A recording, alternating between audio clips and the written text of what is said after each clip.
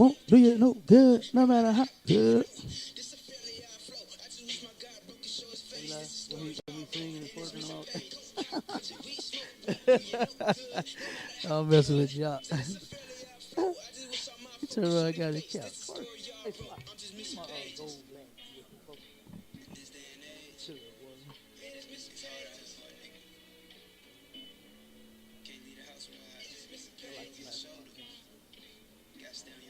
I need my gold ring, man. You make that my gold ring. Yeah. But look, I wonder if it feel nice when you grip tight on a 40 cal Smith and Wesson at the midnight. Point it to a nigga head, any nigga on sight. Open one eye, put it on sight. And just pull the trigger, kill another nigga, another black statistic. Now he's another victim. Kids and his mother miss him. His story never finished. This is just another sentence. Judge off for life, and now you missing pages got me missing out on hope. Missing payments and young niggas steady broke. I'm missing my niggas hunting to a ghost. Now they can't raise a toast, but for them we pour it more. When you really close is when it really hurt the most. And when you really love someone, it's hard to let them go. You took another person life that you ain't even know. And now that person missing pages cause of hoe. We smoke. Rap this. We smoke. You know good. That's Artazal, man. He cold, man. He brother cold.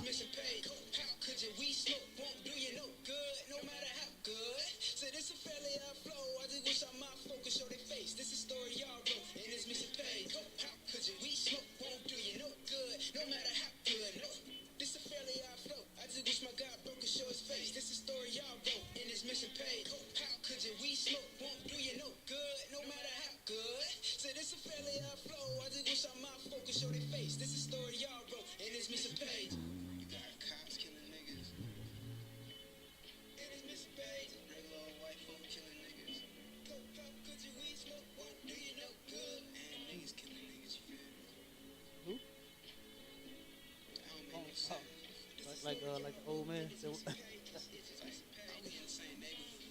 Old man.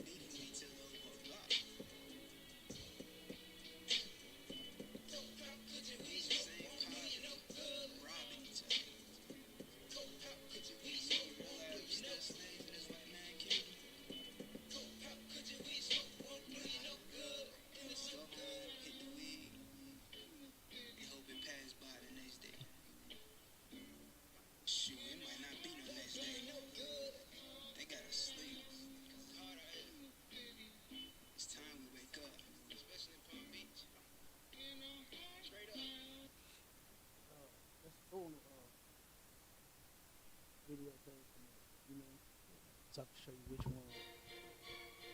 I think we missing one.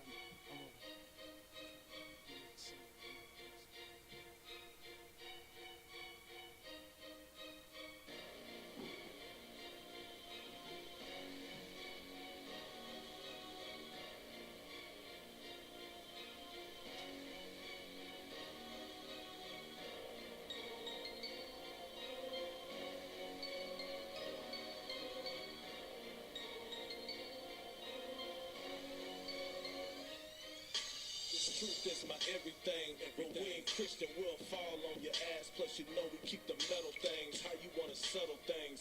I suppose you'll take the proposal and we'll make that metal ring with the Glocks of the hecklers. We some righteous ass brothers, but some certified steppers. We some priests at the end of the day, so we teaching in the streets till the end of the day. We on the front line, we the ones that you want in the game. Fourth quarter when it's crunch time. And all my brothers is clutch. Squad full of silent killers. We ain't talking too much. But we'll teach you if you're humble. Just learn to follow orders. Don't mumble. Get it done. And he that have an ear, I pray you listen. Yeah, we want all of the smoke. We ain't Christian. This the life of a priest that we go in the streets and you know. Teach the Jews. Fresh braids in my hair, fresh boots on my feet, and you know we keep the jewels. Most water real niggas, we some certified killers, and you know we got the tools. Nah, nigga, we Christian, ain't shit sweet, you musta got us confused, got us confused, got us confused, got us confused, got us confused, got us confused. Nah, nigga, we ain't Christian, We nothing like the mother niggas. We ain't the same. We some righteous ass, hardcore, rugged niggas. And it's a shame that you full of pride. We don't affiliate with none of you clowns. Plus these heathens getting nullified. This the life of a priest and a prophet. Fake niggas be cautious. Words flow, true drip like a faucet. The righteous stand bold. I'm in lion form. Crying loud voice, cutting through a quiet storm. Like King Ty with the fire bombs. It be smoke when we drop the cannons. No fire come. The home of the truth. We don't play around. Hide the women and the liquor when we taking ground. Living in hell will make the best of it. And endure through the rest of it to the end. And you ain't gotta listen if you choose. As long as you don't get us confused. We not Christians. Just the life of a priest that we go in the streets. And you know we teach the Jews. Fresh braids in my head, fresh boots on my feet, and you know we keep the jewels. Whole squad of real niggas, we some certified killers, and you know we got the tools. Nah, nigga, we ain't Christian, ain't shit sweet, you musta got us confused, got us confused, got us confused, got us confused, got us confused, got us confused. Nah, nigga, we ain't Christian, got us confused. Just the life of a priest that we go in the streets, and you know we teach the Jews. Fresh braids in my head, fresh boots on my feet, and you know we keep the jewels. Whole squad of real niggas, we some certified killers, and you know we got the tools. Nah, nigga, we ain't Christian, ain't shit sweet, you musta got us confused, got us confused, got us confused, got us confused, got us confused, got us confused. Nah, nigga, we ain't Christian, got us confused. Okay, type this in. Type in, do white kids need to be taught about Black Lives Matter? Huh? You got it? Huh? Is it? Hold on. Hold on, Willis. Okay, I see that one. Okay, so that's one. The following is based on real events. Okay, I need to see the other one. She didn't care for the Yeezys and the Jordans. Tired of the lies pastors told over organs. Her father just passed, so her heart had a dent. She would struggle with her mother to come up with the rent. Pastor only wanted dollars, something make sense. Till she heard a little story that was something like this. What's your nationality? Come and get a flyer. Do you know we got a dark-skinned Messiah? The devil is deceitful and the white man is a liar. Now she wanna study just to get her knowledge higher. A few months passed and she ain't one with her mother. Since she started learning, they would argue with each other. My mother doesn't understand, I'm not in the code. She needs to respect my decisions as an adult. This is a nice place where nobody will hurt you. Everything's so pretty and we're all wearing purple.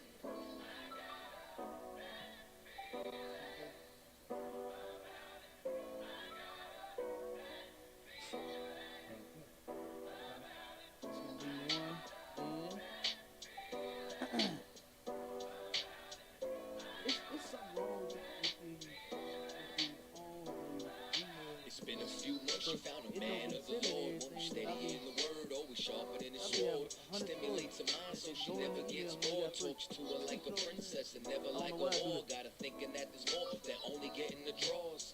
He's such a gentleman, always opening doors. Took her on a date, paid for everything in the stores. From dinner to Michael Kors, he's like, have it, it's yours. She can't believe it, it's all but a dream. Everything is beautiful, all peaches and cream. She says to herself, I'm happy I joined this group. It makes me feel good, I finally found the truth. These other groups always talking about polygyny, but I found a real man who says he's only into me. What a nice place where nobody will hurt you. Everything's so pretty and we're all wearing purple.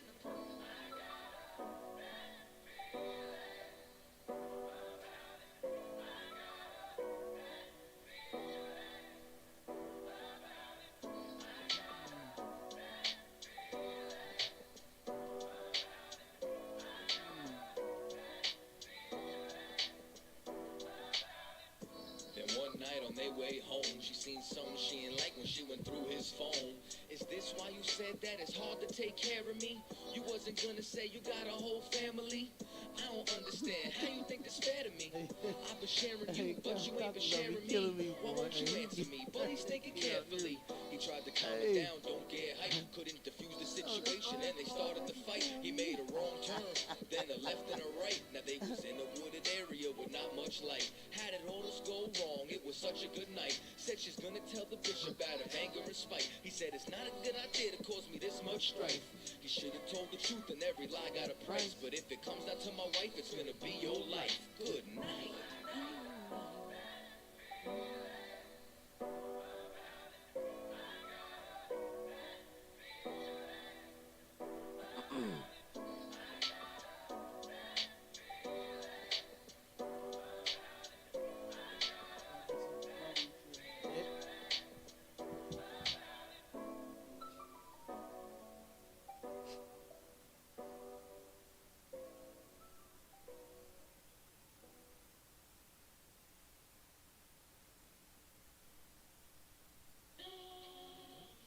Got that. Boy, you probably pull it up, open the tab. That way you have it on the you already did. Where's he going with this shit?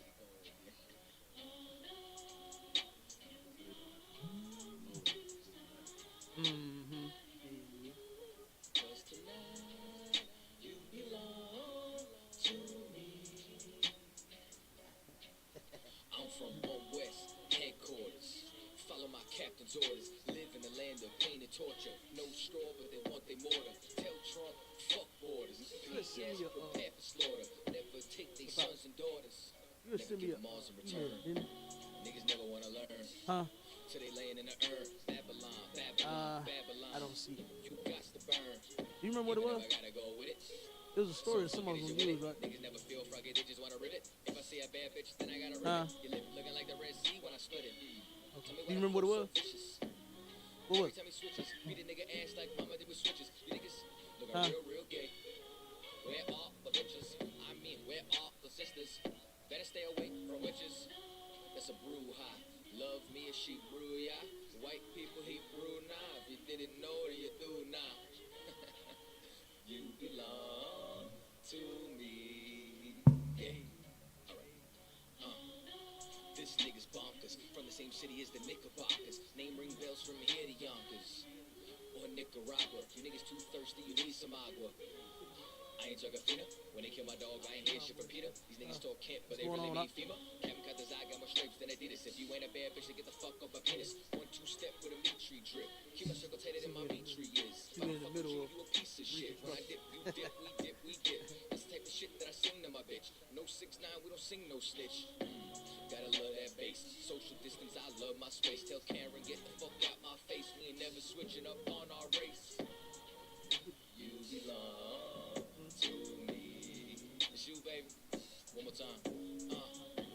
Gotta love that bass. Social distance, I love my space. Tell Karen, get the fuck out my face. We ain't never switching up on our race. Cause you belong to me. One more time for the ladies in the back, eh?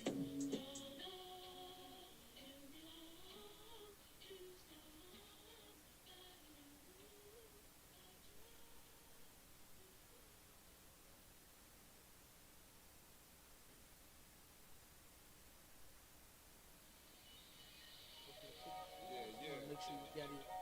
Mic check 1 2, yeah. 144 back again. Run it back, run it back. Yeah.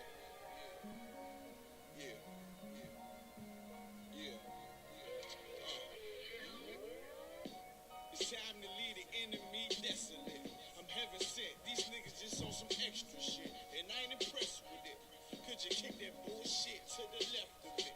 Hey, look, you can't deny this excellence. I use this mic like weaponry, and I've been seeking more clarity.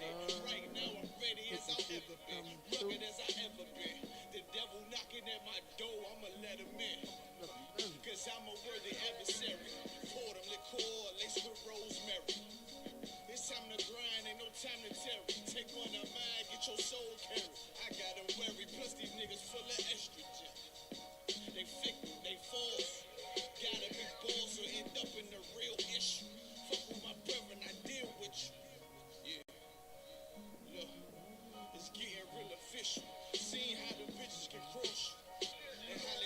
swish. It'll hit you, they peel a tissue. Them others weak, my brothers been sent to the deep. So tell me, how can I turn the other cheek while this wicked world trying to smother me? Something gotta shake, I'm gonna cry it out. Time to gird up my loins and ride out. In my soul, I feel devastation. In my eyes, I see desolation. On my door, death is waiting. But I don't wanna see no more desolation. I said, I don't wanna see no more. And in my soul, I feel devastation. In my eyes, I see desolation. On my door, death is waiting. But I don't wanna see no more desolation. But I don't wanna see no more. Beat the cops, beat the ops, beat the motherfucking eyes. I'm the one. Why you think that I've been rolling with a Kai? Your little arms is too short to hot box with guys. French is long, team strong, with them a gun, die would die. Tired of these fake snakes, crooked names who oppress Jake. No pressure makes diamonds I won't break on this crooked landscape. We gon' make some shake, so I ain't got time to argue with you fucking reprobates. While these crackers getting richer when we raise the crime rate, and they hunt my people like gorillas and some primates. So we in these streets trying to raise a brother's mind state in every concrete jungle, from Cali to the tri-state. I buried brothers over beef that they couldn't squash. Blood in the streets, brains out like Galosh. I trust the cracker when I mix that squash. You listening to real niggas, dog, who can't be bought. Whoa. Why you think I go so hard? Cause this world's fucked up, nigga, I've been scarred. PTSD, brothers can't drop their guard. Every day some bullshit, you gotta weave and bob. It's no facade, so every day I'm on my job.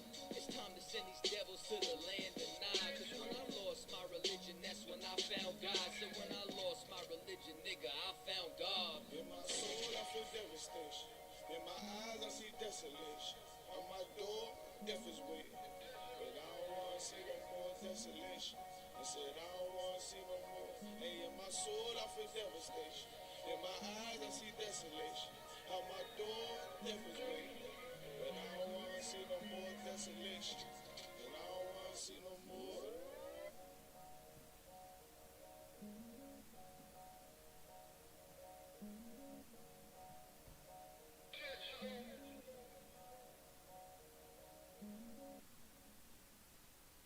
All right, Shalom Israel.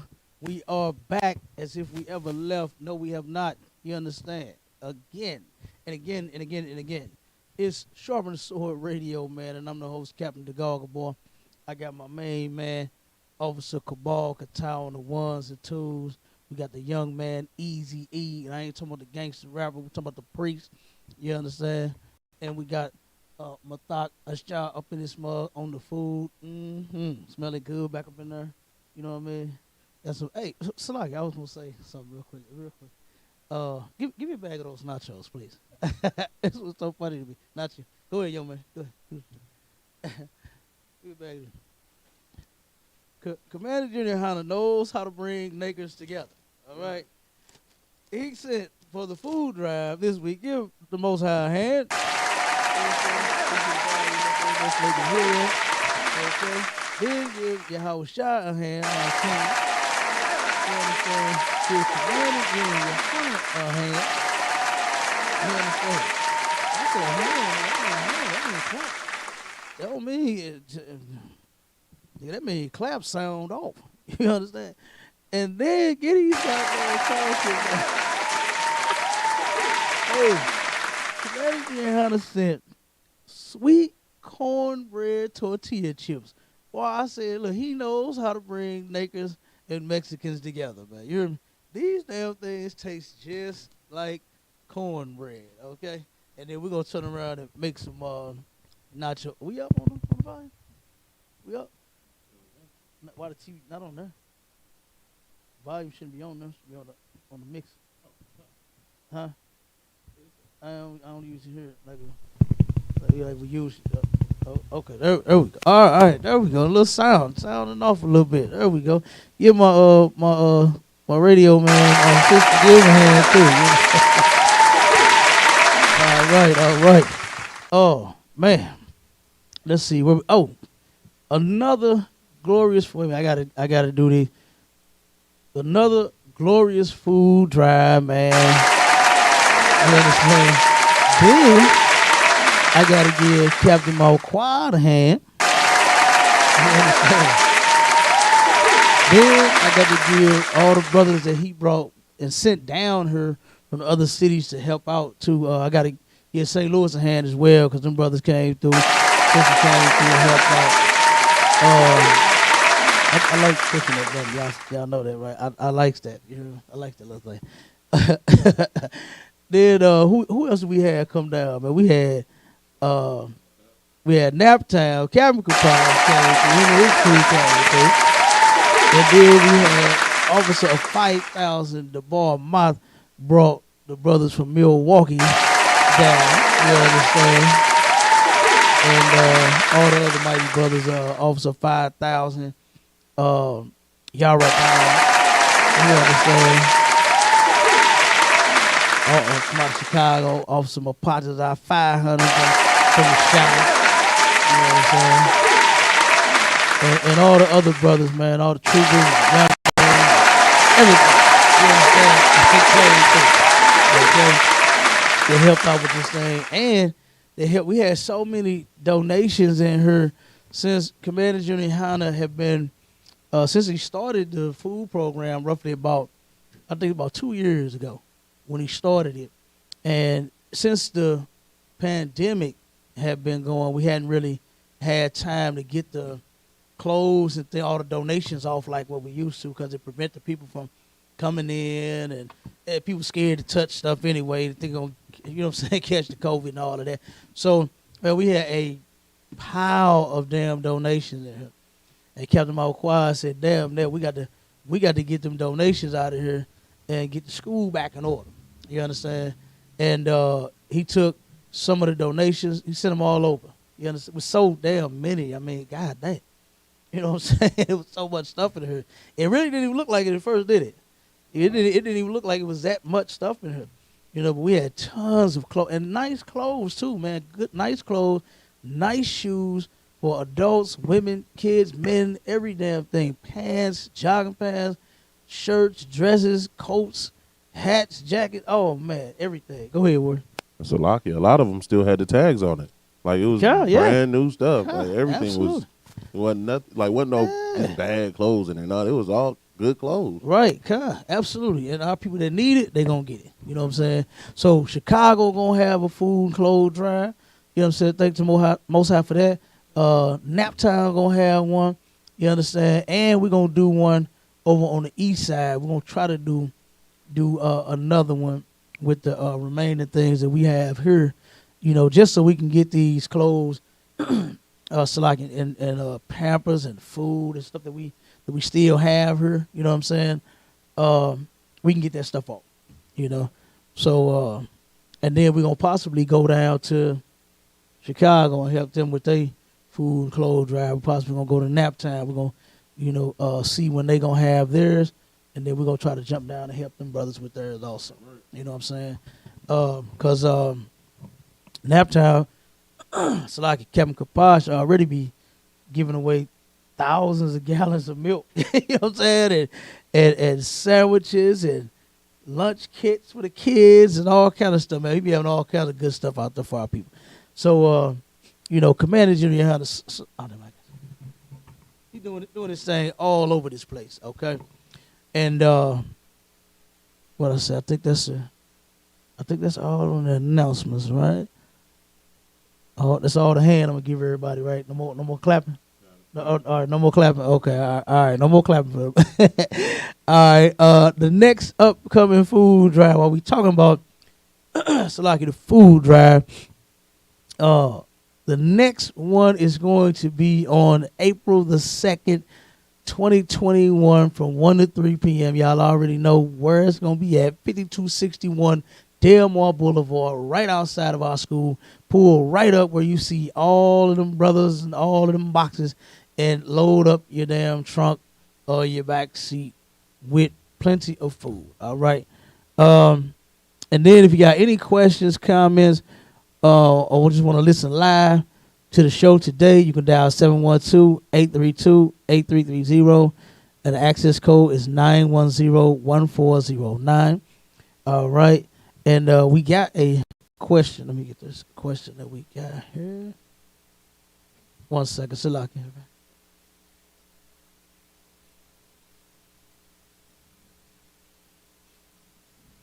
Captain called a little cold out here. You know what I'm saying? The temperature been going up and up. Boy, I thought it was some. Look, I was like Will Smith. Summertime. I was summertime last week. You hear me? But this week it was winter time. Hey, I'm telling you, look, I came outside. I got my damn hoodie on, thinking I'm cool. It's gonna be hot. Man, I had to run back in the crib. Down there froze. What's going on, Ron? That's the man right here to keep everything fixed around his building. You know what I'm saying? But I'm telling you, man, he turned around and boy, I damn near froze. Turned around, come out the house, boy, it was like 2 degrees. I said, God damn. You know? So let me get these questions real quick. Uh-oh.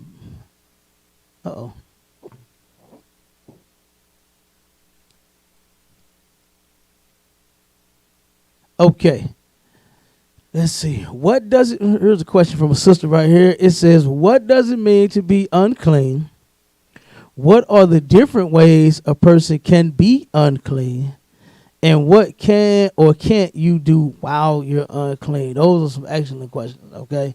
Because just think about the Christian church who focuses on none of this. You good, Ward? You want some food? Oh, you want? Okay, no sweat, no sweat. I ain't trying to feed you, make you fat like me. You know. Hey, you had to say it like that. No, I'm just teasing you. I'm just messing with you. Oh man. But those some good questions, man. What does it mean to be unclean? Okay. This right here, being unclean, it is a spiritual and a physical thing. Okay. And think about when you're going to church, you know, they never worried about being clean or unclean at all.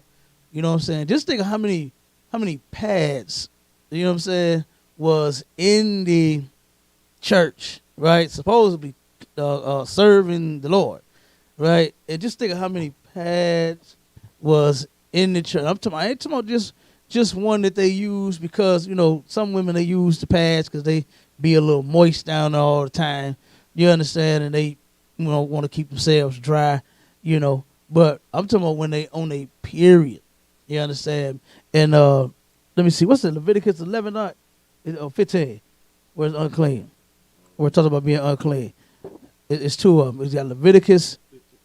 Is it 15? Okay, so it's 15. It got to be 15, right? Leviticus, let me see, 15. Wait a minute. Let me check, make sure that's one. Okay, yeah. All right, there you go. Yeah, Leviticus 15 talks about being unclean, and it talks about if you have an issue in your flesh, it could be bleeding. What is sores? You can have sores on your skin. It'll make you unclean. When you have sex, that will make you unclean. When a person die, when you go to a funeral, you go view the body. If you have to go to the police station, someone, you know, was passes, say in a car accident, they kind of, you know, need someone to recognize them and all, you know what I'm saying, to identify the person. That could happen, you know what I mean? All kinds of things. But we're going to go to, give me Numbers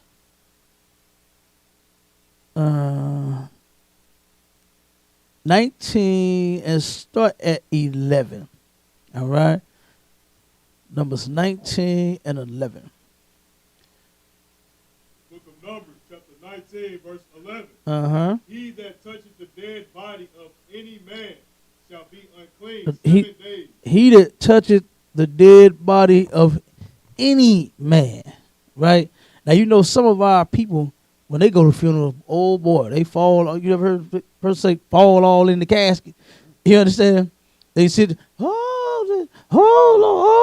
Why me? Why you had to go so soon? I'm saying it being funny, but it's, you know what I'm saying, what our people really, Could you say it again, please? I wasn't talking to you, Siri. I know y'all mourn in silence. White women mourn in silence. They don't say nothing. They just go to the funeral, sit there, and then, you know, leave. That's what they do. But black folks, OMG. You understand? It's a whole show. It's a whole event. You understand? Oh my God. But they turn around, and if you touch the body, if you view the body, because some people actually do that. They, saying they touch their loved one for the last time. They go to the casket and, put their hand on them, whatever, they, the chest or something like that, or their head or whatever, and they touch the body. If you just are in the building and you view the body, you just walk past, you don't even touch them. You understand? You're still unclean. If you're, say you don't even walk up to the body, but you in the what they call it, the funeral home. You understand? Or the church, whatever you have in the, so they have some of them in churches. If you're in the building, you are unclean for how many days, warrior? 7 days. You are unclean for 7 days. All right. If you have sex, you understand, you are unclean to that evening. If you say happen to have sex and your woman comes on a period, right? Sometimes that can happen. If that happens, you are unclean for 7 days. You understand? What else would it turn around and make you unclean? The sores on your skin. When you go to the chapter, it'll tell you the different reasons, the different things that make you unclean, and then it'll tell you what time, how long you're being clean. Like for instance, if a woman, if she comes on her period, and normally it's 7 days. Sometimes you can come off in 4. I've heard some sisters come off of their period in 3 or 4 days. Some come on in 1 day and go right off the next day. You understand? But you are still unclean for those 7 days, right? So, and if it exceeds, say for instance, she bleeds past her 7 days, say she bleeds for 20 days. If she bleeds for 20 days, she's unclean for 20 days. The day that she stops bleeding is the day that she's off and she's clean then. You understand? And it's in the scriptures. It's in Leviticus 15, that chapter. And then here in Numbers in this chapter, it speaks about being unclean as far as a funeral. And read verse 12. Numbers chapter 19, verse 12. He shall purify himself with it on the 3rd day. Mm-hmm. And on the 7th day he shall be clean. Mm-hmm. But if he purify not himself the 3rd day, then the 7th day he shall not be clean. Okay, now what is this talking about when it says he shall purify himself with it on the 3rd day? Who knows what this is speaking about?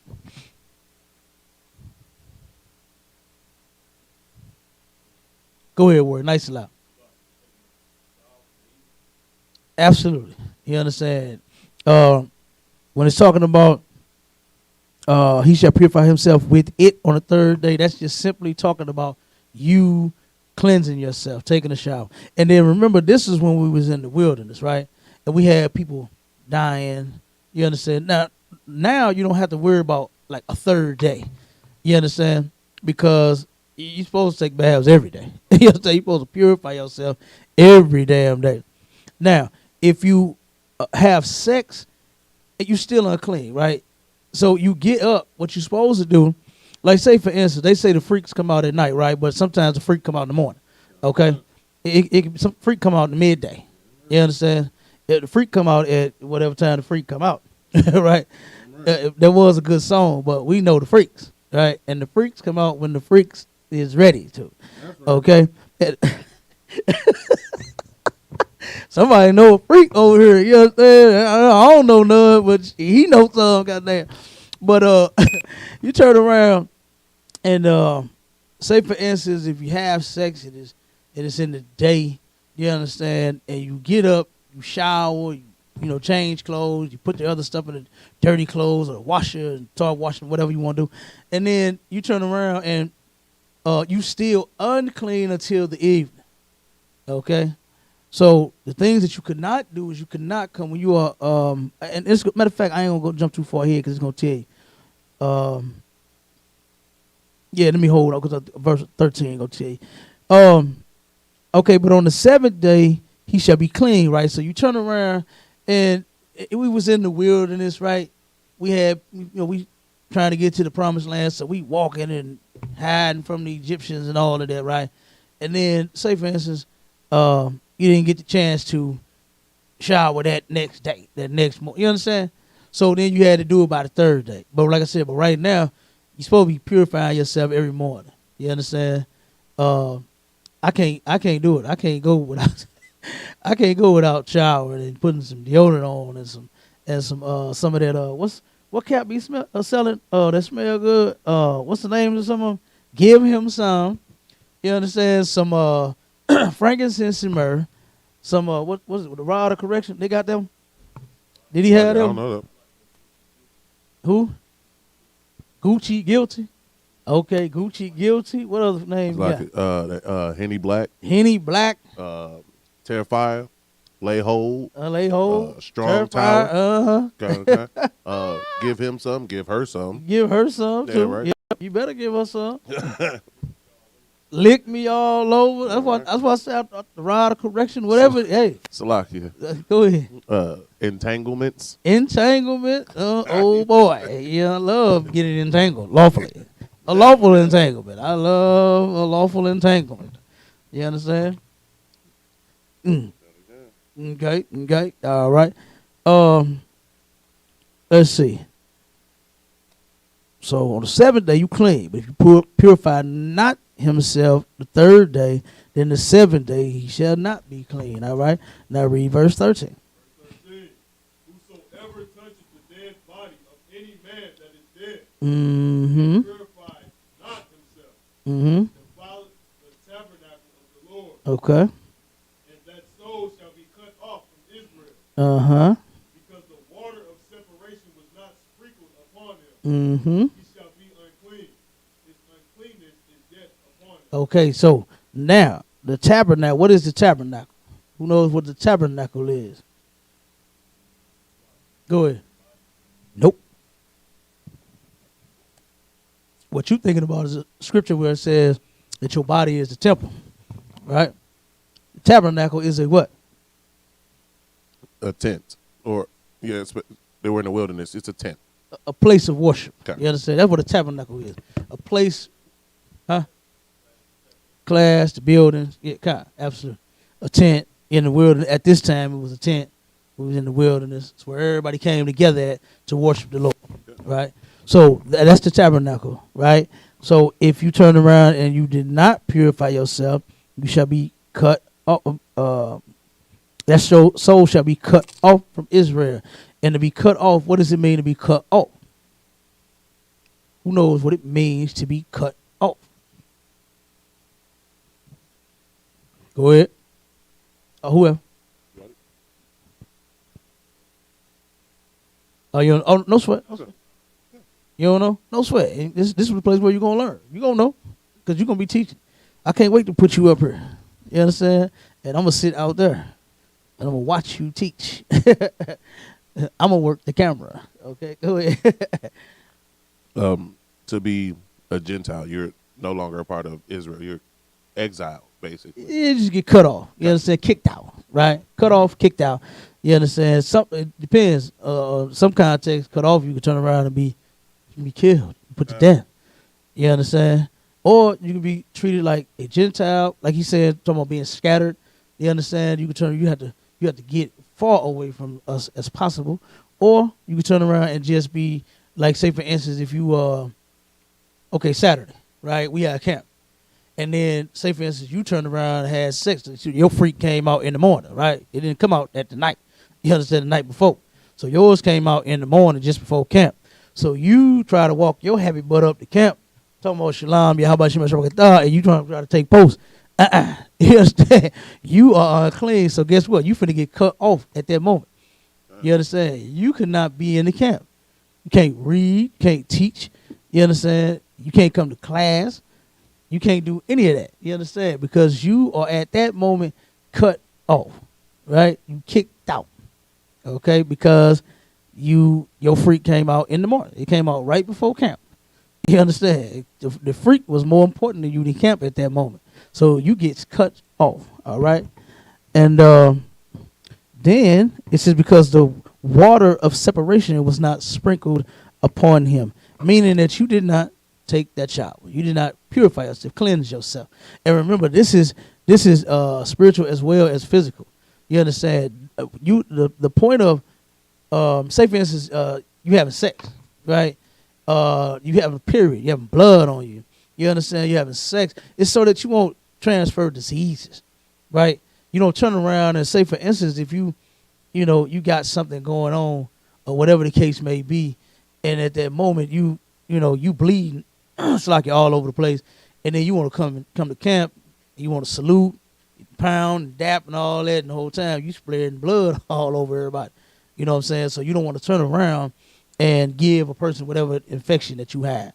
So at that moment, while you are unclean, you cannot turn around and come into the camp, right? You cannot come to the high holy days.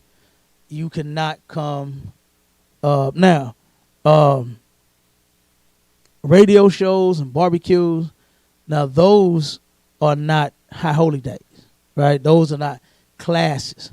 So you could come unclean if you chose to, but being in the right spirit, you understand? I mean, you don't want to, you know what I'm saying, come and just, sprinkled your woman, you understand, and then turn around and come, and then, you turn around and want to come and, congregate. You want to be with, I don't kind of say congregate, Salaki. That sounds so Christian. But you want to come and be around everybody else. You want to come to the event. You know what I mean? So like I said, but if you're in the right spirit, man, like I said, and some captains and generals will hold you to that. You understand? There's, you want to clean? Okay, well, say, you know what? Stay at home. You understand? So stay at home. Okay? But, and keep that in mind, you know what I'm saying, when you're doing that. Because when you're doing the work of the Lord, sex can't be more important than you getting the camp. Right. You understand? Now, I know you want to get you some meat. What man don't? But at that point, the high holy day, that better be more important to you than you getting some tail. You understand? The event that we hosting, you understand, better be more important to you than some tail. All right? So, Salaki, sir, I'm unclean because I turned around and got some meat. Okay. Now, if your woman come on a period, y'all laying in the bed, and you wake up, she was on a period, then the scripture says if you lie upon whatever she lie upon or sit upon, then you unclean also. So if that happens, that's an accident. You understand? Y'all was asleep. She didn't know. You didn't know. You understand? So that's understandable. But just because, my woman, you know how thick she is, Cap, and I just can't resist her. No, that ain't gonna work. Ain't no excuse. You know what I mean? So you have to really, because guess what? She unknowingly is gonna put that thing on you. Before you go to camp, she's going to want to, come here, man, Daddy, before you leave, come here, let me talk to you. It's going to be real sweet, too. It's going to be real sweet. It's going to be undressed. It's going to be sour melons and dunks all over the place. You understand? And guess what? Boy, you're going to have to resist that. You understand? Like I said, but guess what? You go to camp, and then you go home, and you tear that thing up later. You understand? You go get right to that tail. Hey, it's all yours then. Right. You know what I'm saying? But at that camp, you got to be ready for camp. Okay? And guess what? Only real soldiers know about that. All right? Go ahead, Warren. Salaki, just got a precept for why we don't know this. Go ahead. It's Ezekiel 22 and 26. We don't have another mic. I said we don't have another mic. I'll just read it myself. That's all right. Let the young man get it. Okay. He got to learn how to use that camp voice anyway. He may not have a microphone like what happened yesterday after the ball mark got through blazing. He blew the whole damn speaker yesterday. He blew the whole speaker out there blazing. 22 and 26.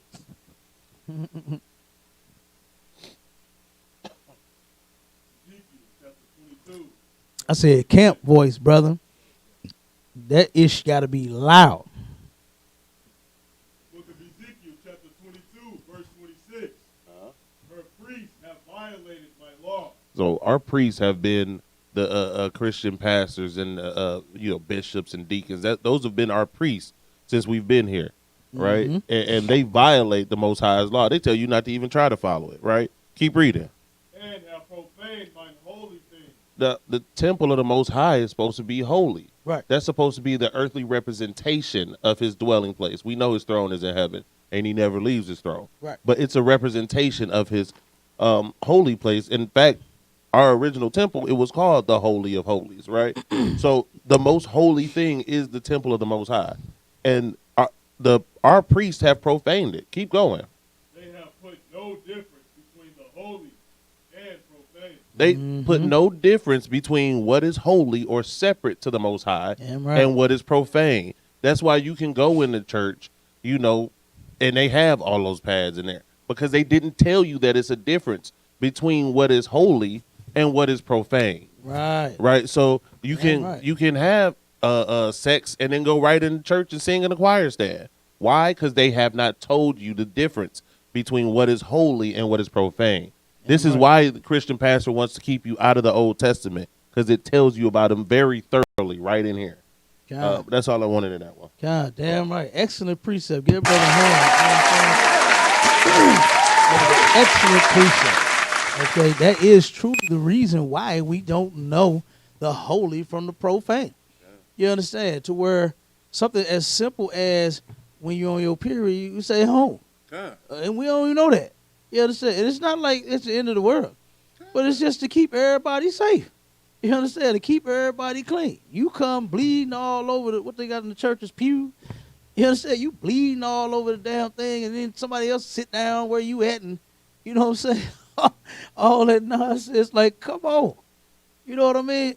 It's like I said, get out of here. You know, we don't know the holy. You're supposed to be separate. Your sisters ain't supposed to be whores.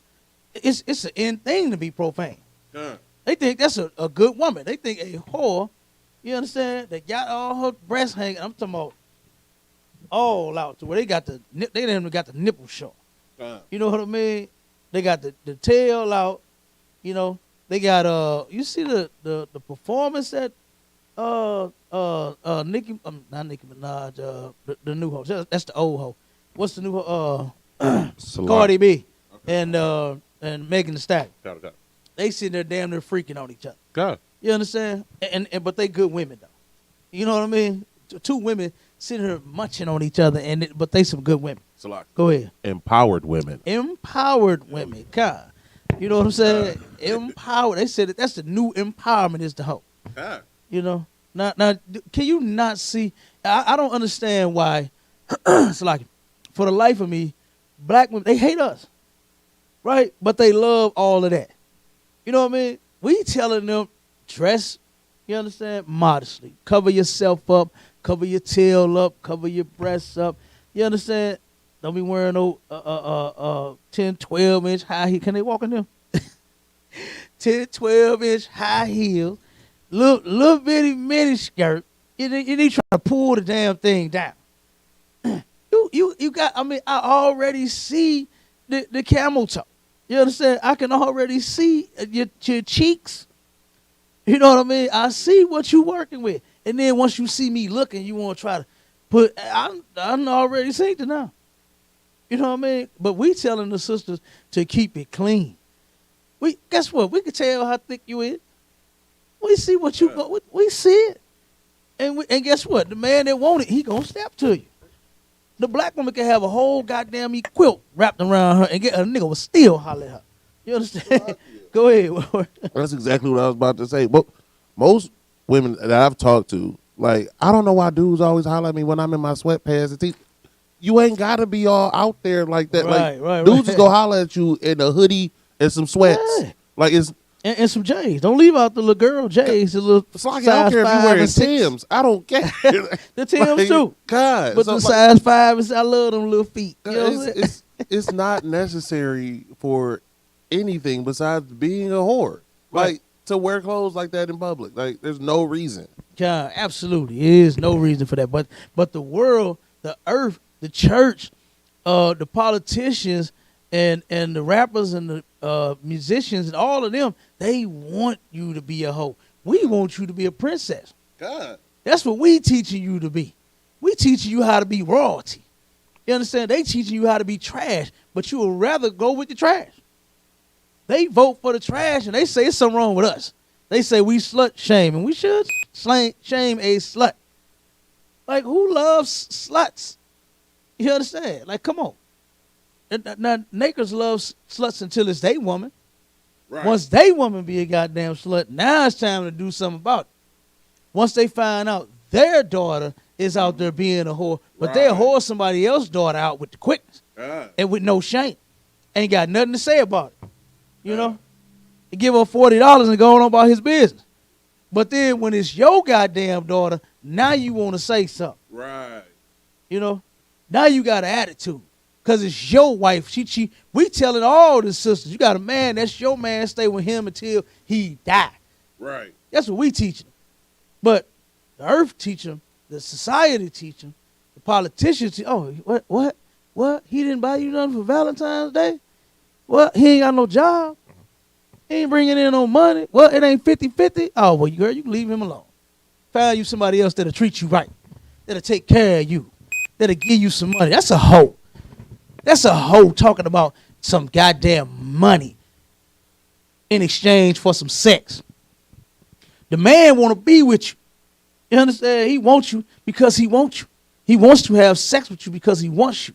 You is sitting there talking about you got to have some money. It was a damn meme that a sister had posted. I went in on that. She even called the show. You remember that? The sister called the show and got mad and called us trying to go in on it.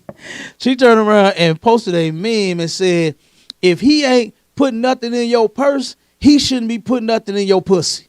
That's what the meme said. And when I went in on that sister called me trying to go in. I'm like, sis, you are a whore. That's a prostitute. That's what you are. Because guess what? You turned around and y'all be, what they call it? Feeling each other, vibing and all that. That ain't even why you gave him none. You didn't give him none. Ooh, he got $40. Ooh, I'm finna give him some. You know what I'm saying? You ain't give him none because of that. You feeling him. You like him. He cute. Whatever, you know what I'm saying? You think about him. He handsome. You know what I'm saying? He got that walk. He got that swag. Whatever it is you like about the man. You know what I'm saying? And you turn around and you gave him some because of that. Not because of $40. Not because he got a big bank account. You understand? Brothers that got big bank accounts, they ain't telling you. You understand? They ain't trying to give it to you because they know that's all you want any goddamn way. You understand? But here it is. You done gave him some because he was cute. Because he smelled good. Because he had on some give him some. You understand? I got on some right now. Hope I get me some later. You understand? Straight up. So like I said, you ain't give him none because he had a lot of money. Because he making 6 figures. You gave him some because you wanted the man. And you love him. You understand? But then now, you know, all of this nonsense is going on. You know, like I said, it's a whole agenda against our people, man. I remember, I even said this. I remember when I was coming up, when I was younger, I used to see a lot of white women, like the movie Pretty Woman, where they took the white whore, and made her glamorous, turned her into royalty, right? The white woman was out being a whore, right? Prostituting herself all over the place, wearing them high heels, them big old high boots. The white woman was wearing fishnets and little bitty skirts. You had to pull them down when the man started looking. That's how the white woman used to dress. She turned around and was a negative influence on the black woman. Right. They did that to influence the black woman to walk around with her sour melons hanging out, to walk around in them little bitty skirts. I seen a picture of a sister on Facebook that went out in a whole, a see-through, what's that damn thing? What is it? Fishnet bodysuit. Okay, that's what she had on. That's what she had on. Had her breasts out. Had that thing. She had on some, I guess, a thong or a swimsuit, whatever the hell she had on under that. But had all of it out and took pictures, took a photo of every angle. You understand? You can see it all around. Now, she got that from white women. But guess what? White women don't dress like that no more. You know what I'm saying? White women don't dress like that no more. Now, they're soccer moms in minivans taking their kids to go play sports. You understand? That's what they doing. While you out being the next top hoe, she's the all-American mom. When you is the all-around goddamn mom, man. You understand? You supposed to be. Okay, go ahead. Where you at, your hand up? Nice and loud, word. Women who dress like that, they always got the nerve to say, "Nah, bro, talking about men. Look how you dress. You dressing like a whore." I said, "The man not want to walk around like a dog with a kick in his ass." I said that's right. Look how you dress. Look how you promote yourself. Right. Promote yourself like a whore. Or treat you like a whore. God, absolutely. Hey, let me tell you something, man. Those very women that's talking about men are thirsty, they hungry.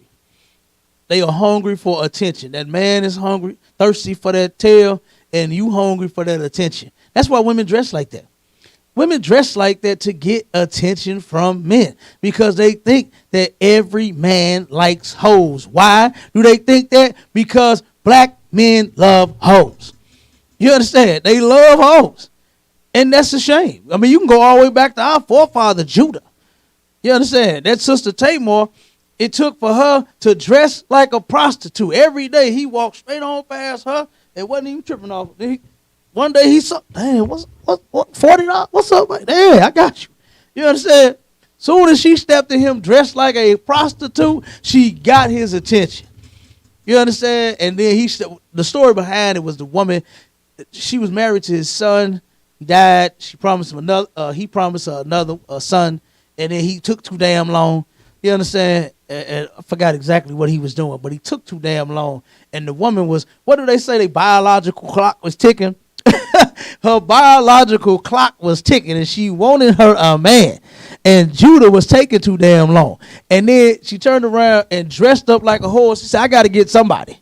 You understand? And Judah ended up, like I said, he strolled right on past her every single day when she was dressed in modestly. You understand? When she was dressed modestly, Judah went like this. Wasn't even tripping off her. But soon as she dressed like a hoe, skirt, he pumped the brakes on that thing and said, damn, what's up with you? You understand? Black men love whores, and we got to stop that. You understand? When we turn around and stop loving whores, stop sticking your penis in a whore, then guess what? Our women will stop being whores.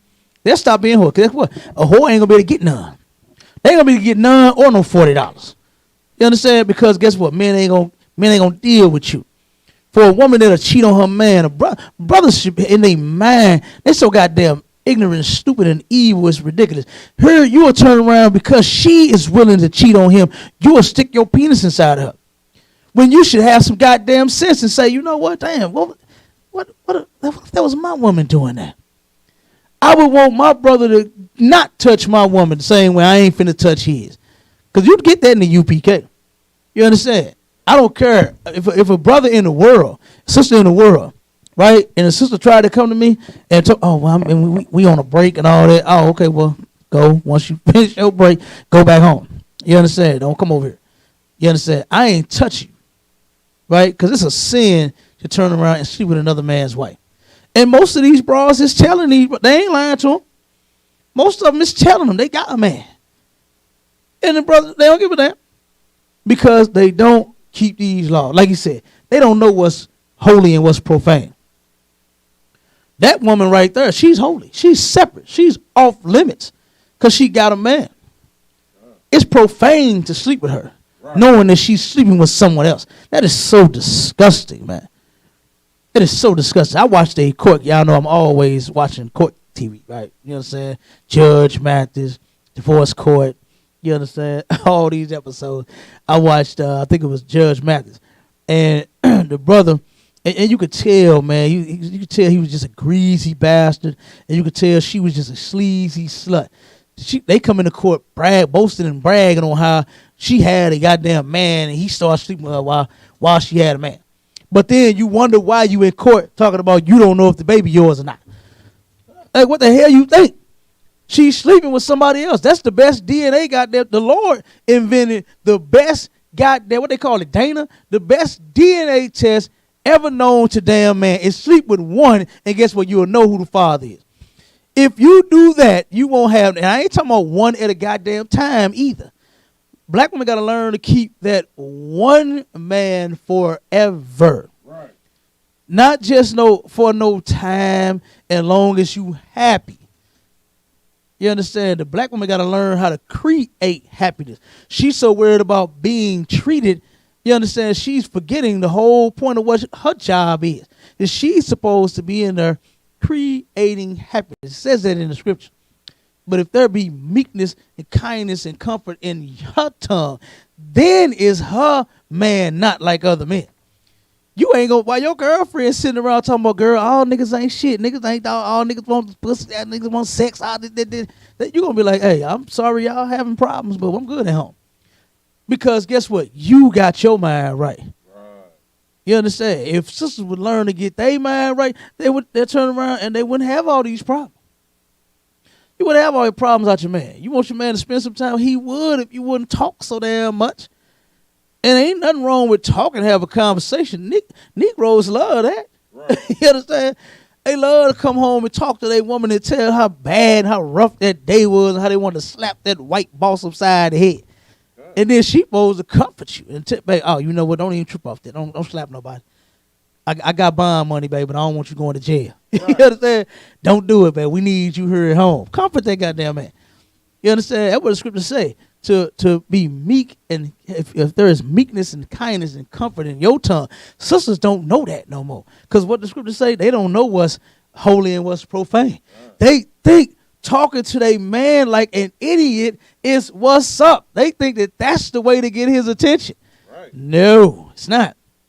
Now, some good children act bad also. You understand? They see the other ones acting bad, they jump right on in with the fun. And the good ones jump out of line too. But you got to correct them all. You understand? You got to correct them all, man. And you learn how to deal with sisters in the ISUPK. You understand? You learn how to deal with your brothers in there too. You understand? So, like I said, man, it is what it is. Read verse 14 in Numbers, and then we're going to get off. We got all the way off topic. Go ahead, Warren. Numbers chapter 19, verse 14. This is the law. When a man dieth in a tent. Okay, when a man dieth in a tent, right? You know, what do everybody do when a person end up dying at a hospital or at their house? Everybody goes to the house. Right. They go to all the family like, no, not cuz, not my auntie, not my mama. You know what I'm saying? And everybody goes to the house, right? Keep going. All that comes into the tent, and all that is in the tent, shall be unclean 7 days. So, like I said, when you turn around, if you just go to the funeral home, if you just turn, I'm turning stuff up here.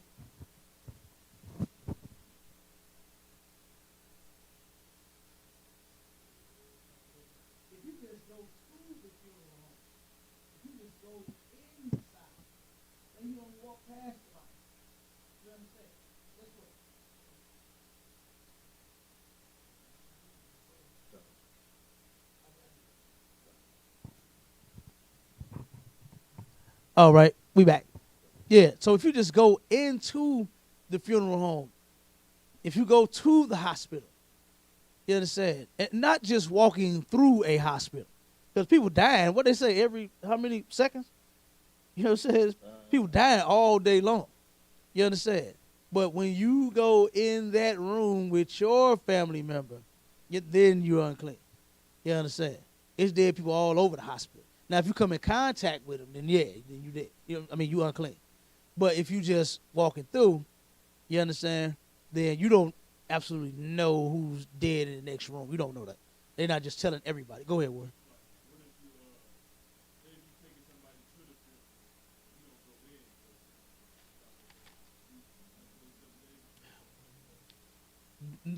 If you just dropping them off in a vehicle, you understand? You ain't had to walk them in. You understand? You just, okay, at that moment, both of y'all clean, right? You pull up to the funeral home. The Bible says whoever goes into the tent, right? Whoever is in the tent. So if you just pull up to the parking lot, to the door, and let them go in, and then you turn around and leave, you still clean at that moment. But if you turn around and once they once you pick them back up, they get in the car with you, then you are unclean until the evening. You understand? Because you didn't go into the tent. You didn't actually view the body, but you are around someone that did. You understand? You touch someone because you know they're going to be crying, and then you had to comfort, especially if it's a woman. You understand? You had to console them a little bit. Oh, it's going to be okay, baby. It's going to be okay, cuzzo, don't cry. You know what I'm saying? Whatever it is. You know what I mean? Sometimes your brother might be taking it hard. You know what I mean?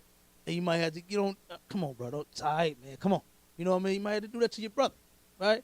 So, like I said, but you turn around and you get in the vehicle with you again after you pick them up, then you unclean just until the evening and not the whole 7 days like them that just went into the tent. Go ahead, Warden. Salakia. 1.8 people die every second in the world. Huh? In the world? That's the world. 1.8 They dying all day. Okay. They dying all day, right? So like I said, but when you going through the hospital, they sounding alarms, but they not saying, hey, person is dead in the room next to you. You understand? They ain't saying that, because it's private. You know what I mean? But they dying every goddamn second. You understand? All over the world. So, like I said, if you going through the hospital, if you go into the room and you find out your people is dead, when you go in that room, you unclean for 7 days. If you go to the funeral, if you go to the funeral home, if you go to the morgue and view the body, if you go, whatever, if you go to the scene of the crime and view the body, you're unclean for 7 days. If you drop your auntie off at a funeral and say she ride back with the rest of the family, then you clean. You understand? You clean because nobody that was in the funeral, in the tent, in the funeral home, in the hospital, roll back with you. They come back in contact with you. So you will be clean all day because you just pulled up to the lot and let them out. You understand? Let them out at the front door. But if they get back in, you will be unclean. Right? Okay. Let's get off of that. Let's jump to the topic. Give me that first article about the stimmy. Huh? I think it's a stimmy murder.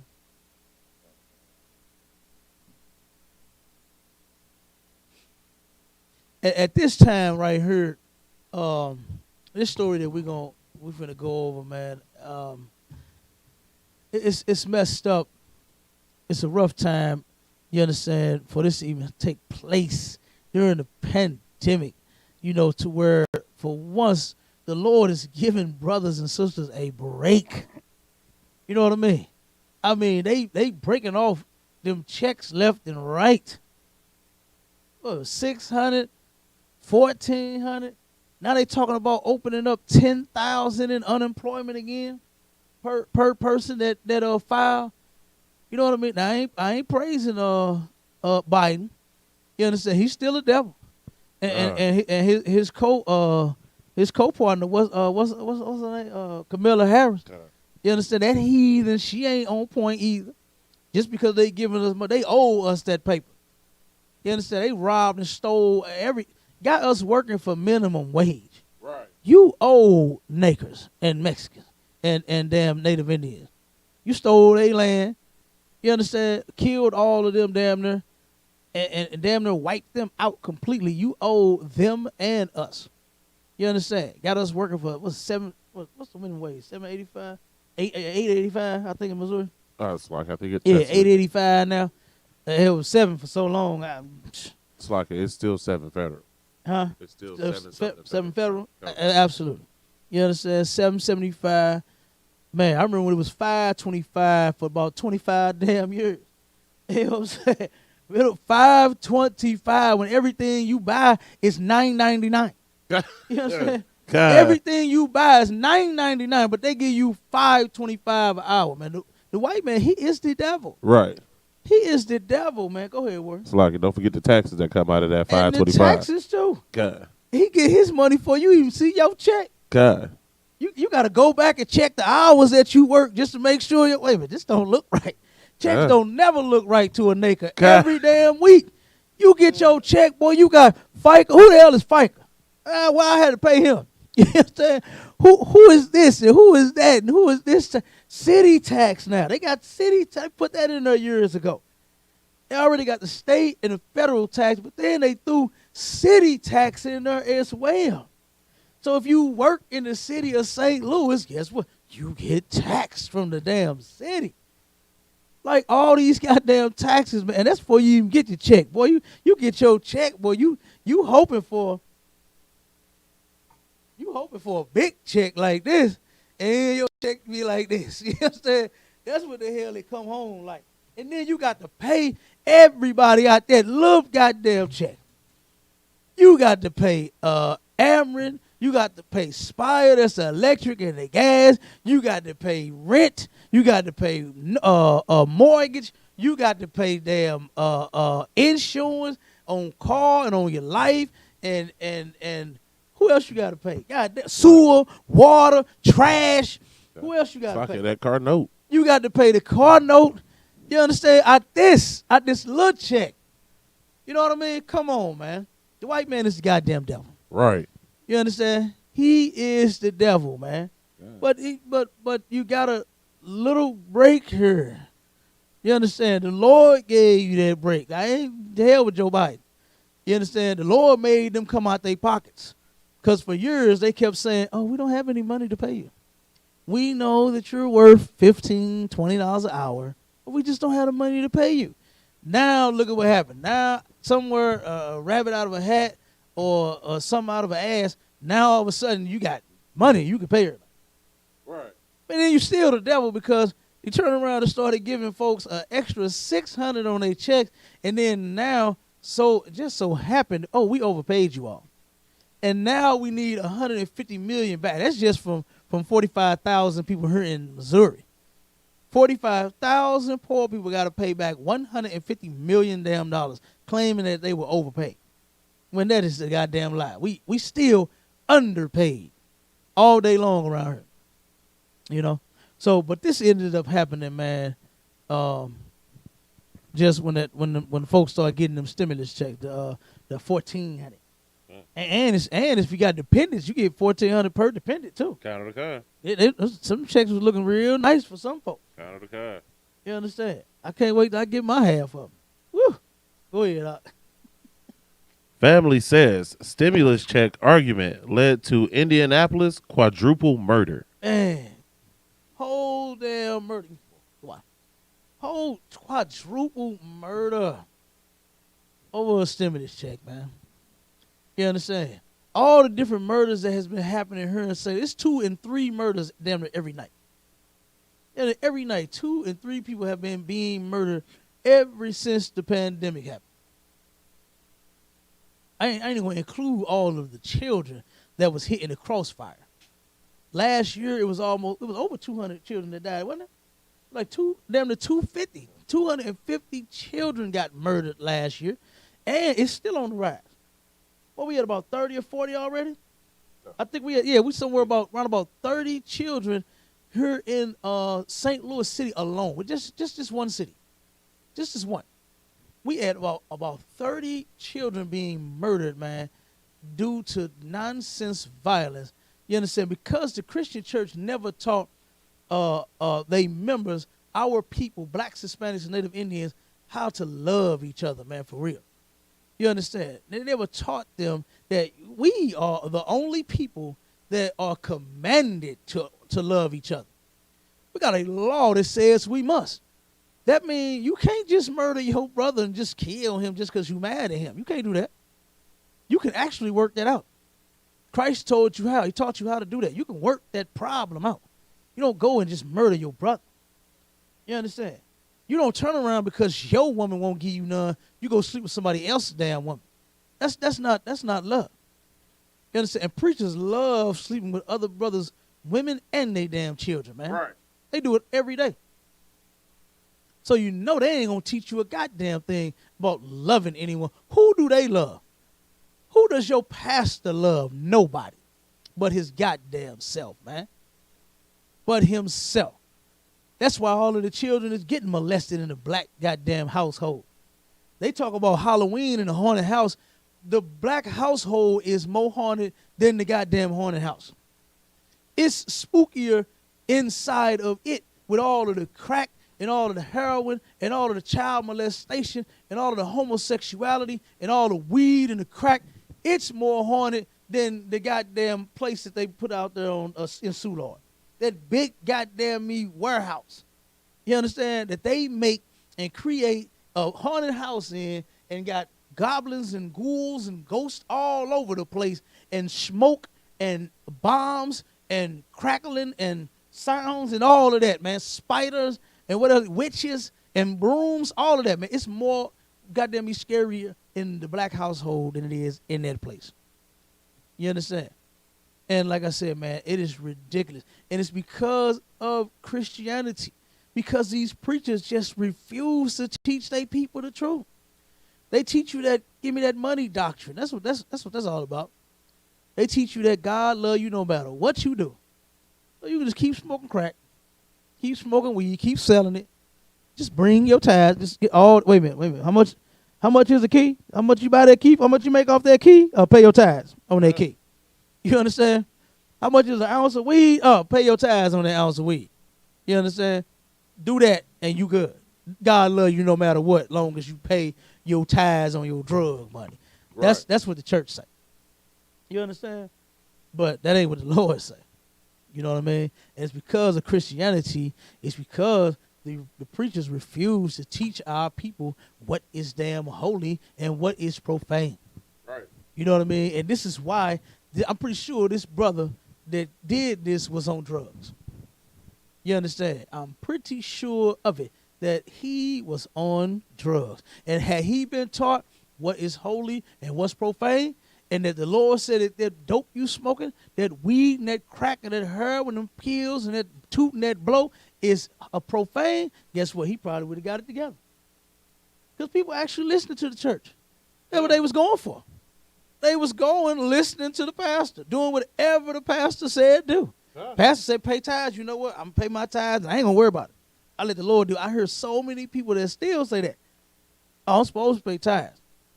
I just give my money. I just let the Lord do what he going to do. I just want to bless him. That's what they say. That's what they say. They listen to the pastor. And had the pastor taught this, no. You don't fight you. Even if she don't give you none of your money. You understand? Even if she don't. You don't turn around and kill her and two more people. Three more people, right? Four, quadruple? Four, yeah. Four. You understand? You don't turn around and kill 4 people because you didn't get no money. You understand? My people, they life worth more than the cash. And then for God's sakes, it's just $1,400. That could be gone in 2 TVs. You know how many Lakers was walking out the store with 65 inches when the first stimulus came out? When the first one dropped, I went in Walmart. And I'm looking and I'm watching 65-inch after 65-inch walk out the door. They kept rolling. They said, we got another one. It's gone, 65. As they was walking them out, another 65. They letting the people know, you know what I'm saying, by the door that they was walking them out to, you know what I'm saying, because they have to, I guess it's protocol. They got to say what's going out of the door. And they just kept rolling. And guess what? Boy, I know some Lakers was happy to have a big old screen in their damn living room or their bedroom. You know what I mean? So two 65 inches that could take that 14. Because they $600 and $700 in most. I think what's that one? The OWN. That's about the cheapest one for like $5. Ain't the 65 inch like $5, something like that, $5.25. I think that's the OWN, ONN. You get that one, that's the cheap. I ain't gonna say I bought 1, 2, 3 of them, but the OWN TV is the cheapest one, right? And I think the other one, like the Philips and Samsung, all of them, they are 5, they 6, 7, 8. You know what I mean?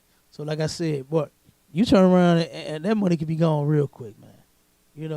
I mean, damn, you getting it? Hey, get the things you need. You know what I'm saying? Get some of the things you want. Buy you some clothes, buy the family some clothes and kids what they want. You know what I'm saying? Hey, do what you gotta do with the money. Hey, don't let nobody make you feel bad about it. But goddamn, get off of them drugs, because I'm sure that's what this problem was. Go ahead, I'll keep reading. Read them more. Her family said that Janetris Moore worked hard at a beauty supply shop to support herself and 2 little girls and appreciated the most recent $1,400 stimulus check issued Nice and loud, Warrior. issued to help Americans recover from the COVID-19 pandemic. The father of her youngest baby, Malik Halfacre, thought he should get half.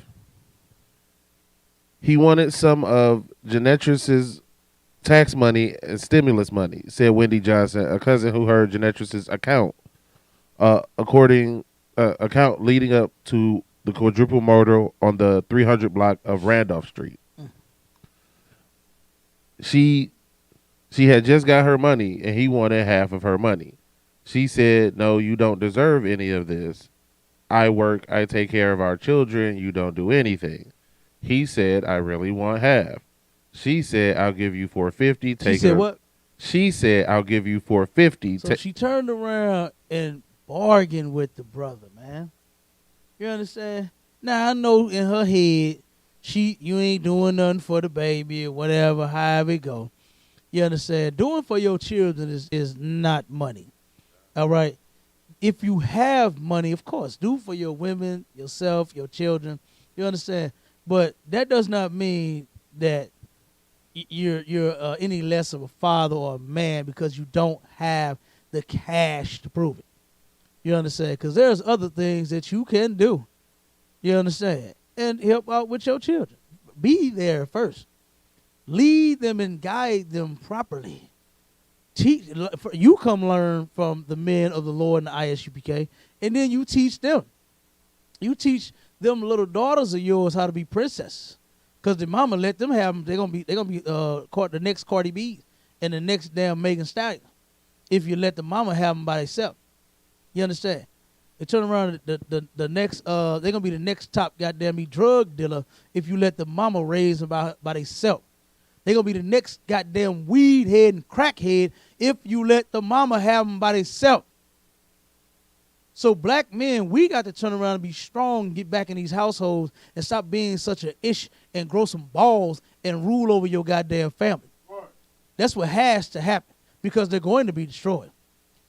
It's statistically proven that the black woman just cannot raise children successfully on her own. Right. She ain't supposed to be doing it on her damn own. If she could, she'd have damn sex with herself and get her own self pregnant.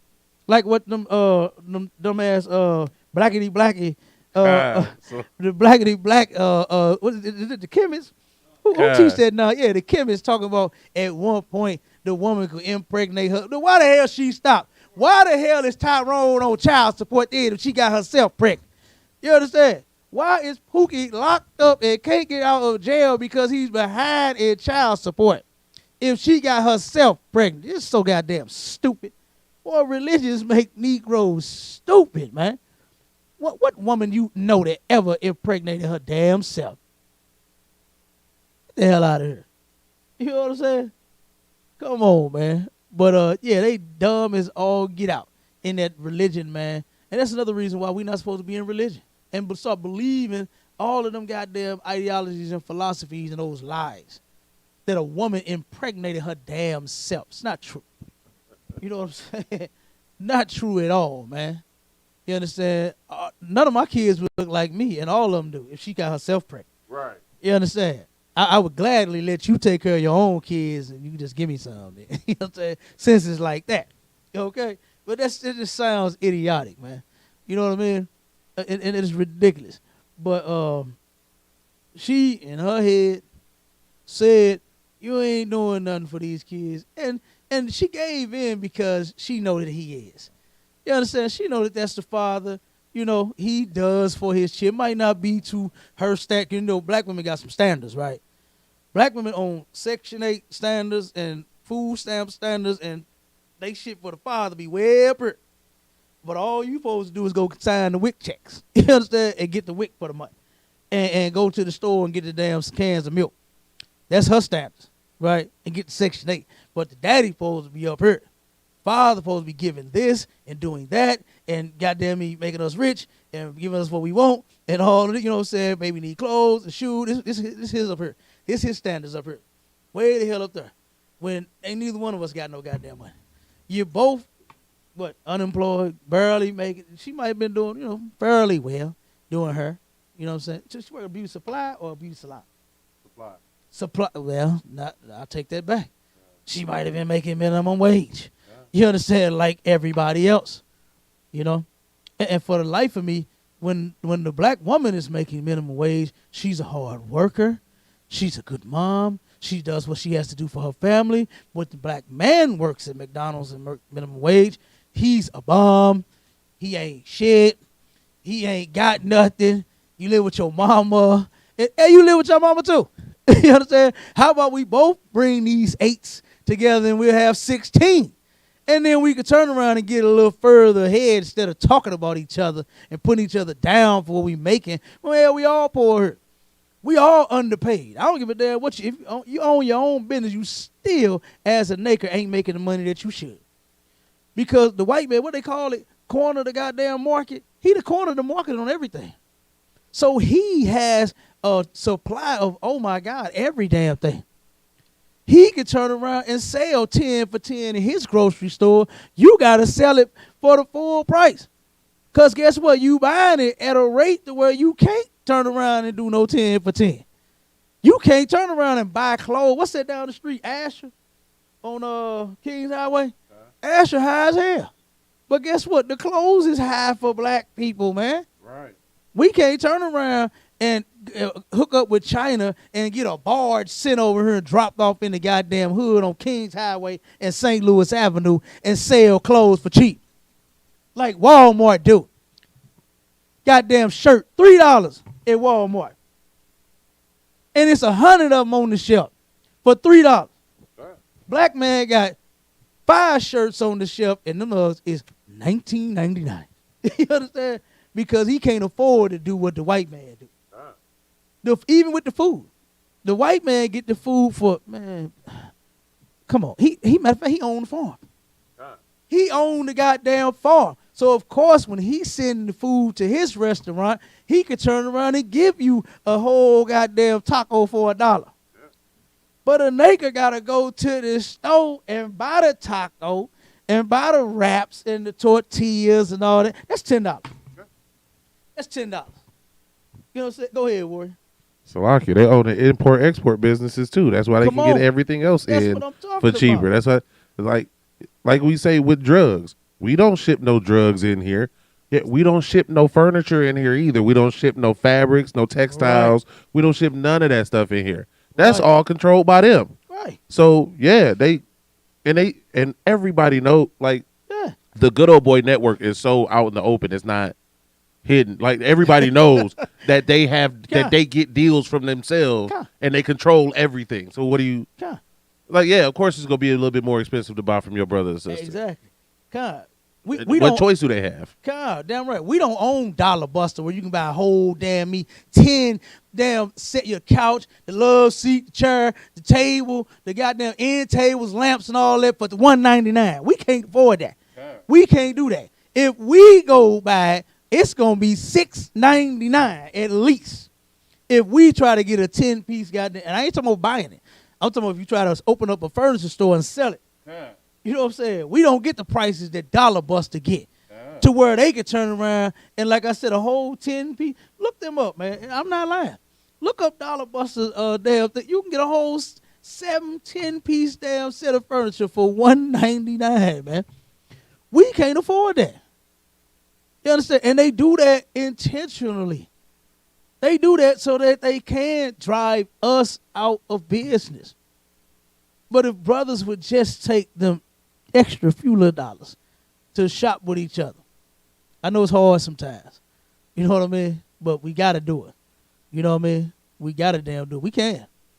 We can turn around because guess what? Eventually, we'll shut down Dollar Buster and then we'll be the goddamn Dollar Buster. Right. And then guess what? The people that's selling Dollar Buster first, they're going to want to sell it to somebody.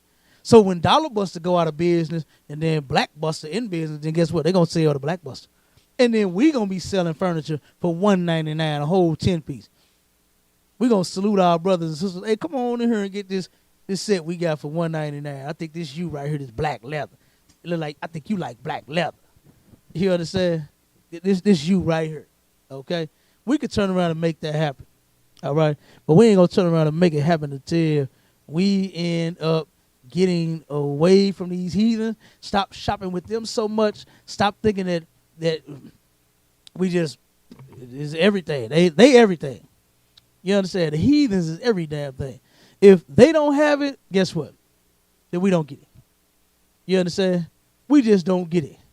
We think that about the gas. We think that about chicken. We think that about every damn thing. If the heathens don't supply it, then we just won't get it. I had a brother turn around and tell me one time, he said, man, if it wasn't for the white man, you wouldn't even have a house. If it wasn't for the white man, you wouldn't even have a business. Go ahead, Warren. Oh my God. Who made the phone? You understand? Who made the phone?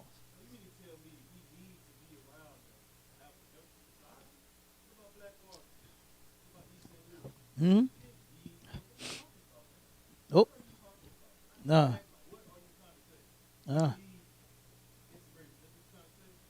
That's exactly what the slave is trying to say. He's a good old slave.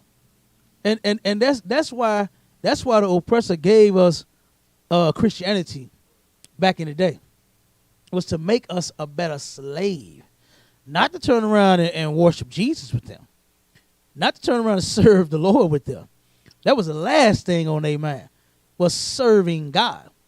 You understand? Their thing was making the slaves a better slave, to where, guess what? We could take cuffs off of you, take shackles from around your goddamn neck and your feet, and put them in your hands and put them on your brain, put them on your mind. That's what they did with the shackles. You understand? So now when we turn around and think of getting away, your brain is locked. Not your damn hand and your feet. You free. You understand? You can run like Chicken George now, and you can get away from this place. But that brain of yours, that mind of yours, boy, is on lock. You understand? Like your uncle said, and like the people that told me, man, you wouldn't have no job if it wasn't for the white man. That's why we don't have jobs, because of the damn white man. You understand? That's why we don't have the goddamn jobs. You know what I'm saying? So like I said, we got to turn around and do something better than that. You know what I mean? Go ahead, Ward. So lock it. But that's the entire purpose of Christianity. That is that they let us out of them shackles when they had Christianity in our brain, because they know us serving white Jesus. Yeah. We will never go lead them. We gotta love them because that's white Jesus. Every Edomite man we see Jesus. So yeah, so that's why we won't let them go, because at Christian church, every one of our problems always goes back to the same place. That Christian church. It don't matter how many subjects you want to change and go to different areas. Christian church had everything to do with it. Absolutely. And jump to the next article real quick. The one about the Asian. Which one we got? The Asian. The one where the chick got beat up. Where they got the face on it with the two black eyes. Okay. A lot of people with this next article, man. A lot of folks don't understand. They kind of got it wrong. You know what I mean? But that's what the ISUPK is gonna help you get it right. All right. The Asian American. What's the name of? What's the name of coalition? Coalition. It's something. Whatever the name. We'll get it. We'll get it. Go ahead.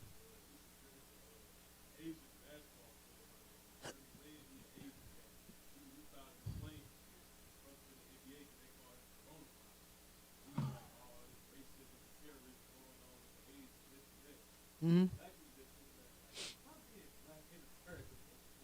Mm-hmm. Right.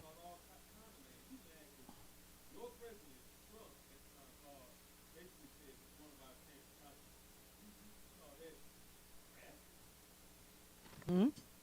Absolutely, and that should be an example to blacks, Hispanics, and Native Indians. The other nations of people don't go for that nonsense. They not going for that. You beating on them and lynching them and hanging them and selling their children and all that. You can't even talk about them for too long. You can't open your mouth about them for too long. before they stand up and say something and do something about it. You understand? Matter of fact, what you had just said about our people seeing they white Jesus, right?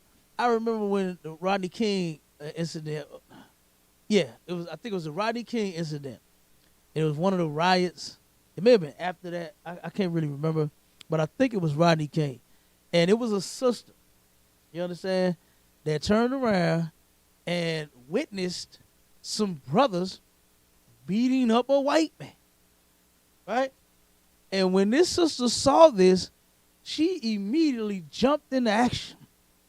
She said, no. You know, like how you doing a movie? No, and jump and dive, run, jump and dive. And she dove on top of the white man and took all the blows for him. What she saw was her white Jesus. She saw her God, her Savior, her Lord, right, being beaten, and she couldn't take it, right? She thought about the spikes being driven through his hands. She thought about the damn sword being plunged in his side. She thought about the goddamn vinegar and the sponge being put in his mouth. You understand? She thought about his feet being nailed together on the cross. That's what she thought about. And she saw that white Jesus, and she said, no, and straight dove and protected that white man. You know what I mean? And that is Christianity all day long. And in this Asian article, it's Christianity oozing up out of it too. Go ahead, Ward. What you saying is so deep and so heavy, because the problem with that whole situation is she should have seen that on that video. That's what she should have seen on that video, with them Edomite cops beating her brother like that with that nightstick to an inch of his life. Where you see the modern Romans beating a Judite almost to death on camera. Like how don't, like, you didn't see it there, but when your people come up against another nation, now you want to go save them. That's your savior, not the men of your people, not your brothers. No, the other nations. That's who you love. That's Christianity all day long. And here they are again, one more time. Go ahead, I'll read. Breaking the silence. Asian American leaders in St. Louis fight uptick in bigotry. They fighting to end bigotry. Right? Keep going. More than 24 elected officials and civic leaders gathered in City Hall on Friday to mourn the mass shooting in Atlanta that killed 8 people, 6 of them women of Asian descent, and speak out against the steep uprise in anti-Asian bigotry since the coronavirus entered the United States last year. Between March 2020 and February 8th, more than 3,795 incidents of hate, discrimination, and violence against Asian Americans and Pacific Islanders have been reported to the Stop AAIP Hate.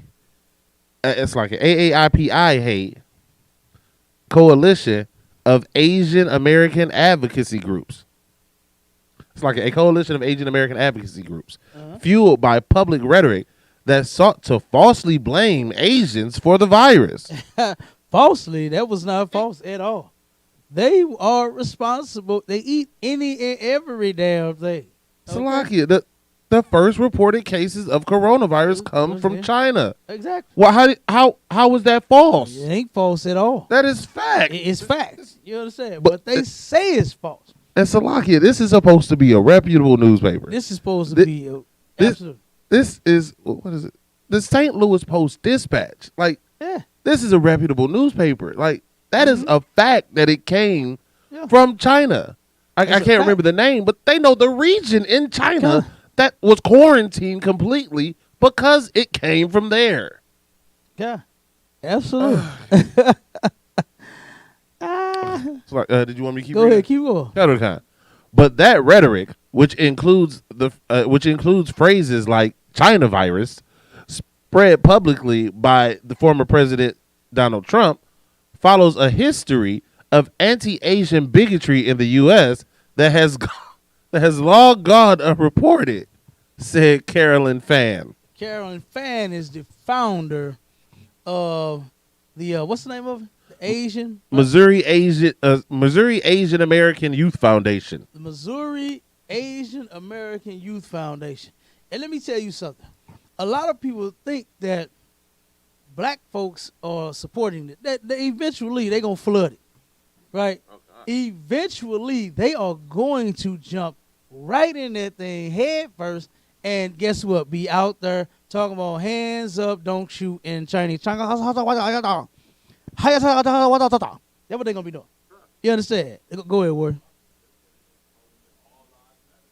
It's already out.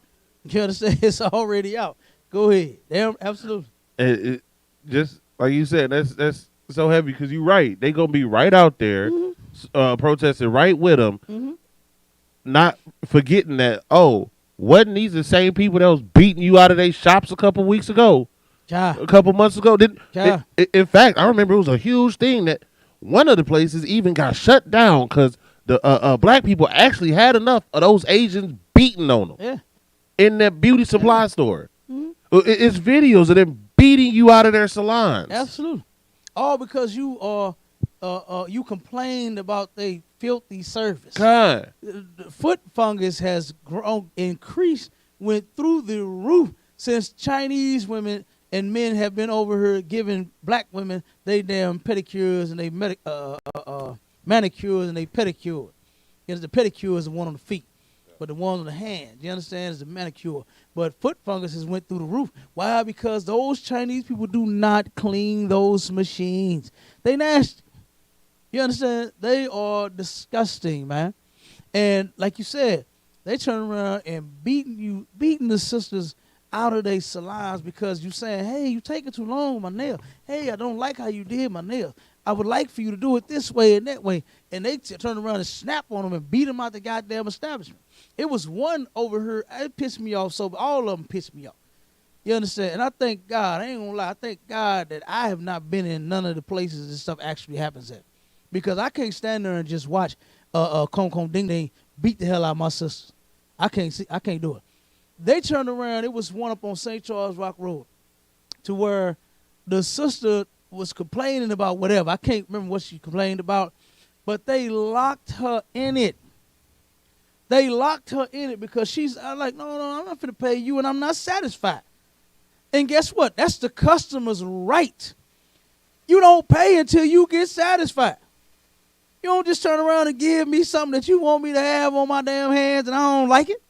Nah, you got to make this right. And they said, no, you going to pay. And they locked the door and had her in there. And a man came out and fought this sister like she was a goddamn man. And boy, I was so goddamn pissed. And everybody else just sat there getting their nails done. Every sister in there, I don't give a damn if it was 9 of them in there. They could whoop the hell out that damn Chinese man. Them 9 sisters could have whooped the hell out that Chinese man and got all their nails for free. You understand? Damn that. You know, and it was recorded.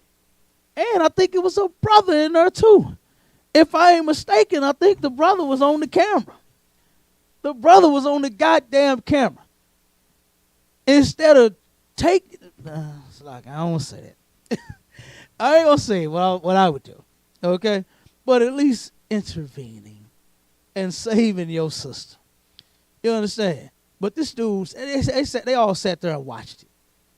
They all sat there and what everybody else sitting there just they steady going while he beating the hell out the sister. They sitting there filing, doing all this nonsense, clipping and all this, while they whooping the hell out this sister, all because she's not satisfied.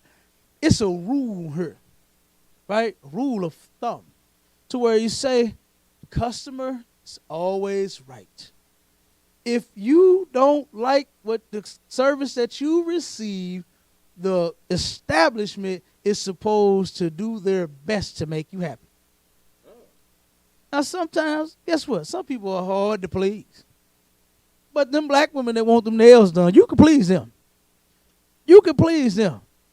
Get their goddamn nails right. And they'll give you their money. They were glad. What is $32 for a set?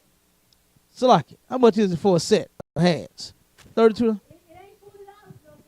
It's up. How much is it? Ain't about 30. 55? $55? Six? 50? Salaki, I done heard up to 70, 75. Kind of the kind. Ooh, god damn. And you know something? Go ahead. You get the extra acrylic? That's what I'm talking about. Ooh. Good damn night. And you know what? The other nations of people are getting rich off the black woman's damn vanity. Right. Because she just wants to look so good at the hands. And she do. You understand? She do. She look good when she gets them hands and them little crusty feet done. You understand? She look real good. But they getting rich. Damn, 70. You said 75? Kind of the kind. That's the most you heard? Kind Good damn of. night. That's not It with like used to the be extra stuff on top. $20. Good damn night. Show you how long I've been out the game. You understand? Damn. Hey, that's too much. Go ahead, Warren. Salaki, if you doing nail hands and feet, yeah, about you running about 200. Good damn night. Uh, Damn. So they straight putting the epoxy, you know what I'm saying, on the sister's nails, huh? God. Good damn night. So they turn around and get, if it's just epoxy, if it's what's the other coat? Salaki, the acrylic. Acrylic, yeah. Okay. They just okay. The price fluctuates. Okay. Good damn night. The heathens know how to play us, man. They know how to play us. They know they cornered the game. You understand? They cornered it. It's not very many black salons, black people that you can go to get your nails done. They know that, and they got them in with that $20 deal, but now they up to 75. You say 55. You understand? To turn around and get your hands done. That's ridiculous, man. Huh. That's ridiculous. Go ahead, Warren. It's like I read this part real quick. Go ahead. It says, for others of us, like some of the parents who are here, they're having to have the talk with their kids for the very first time.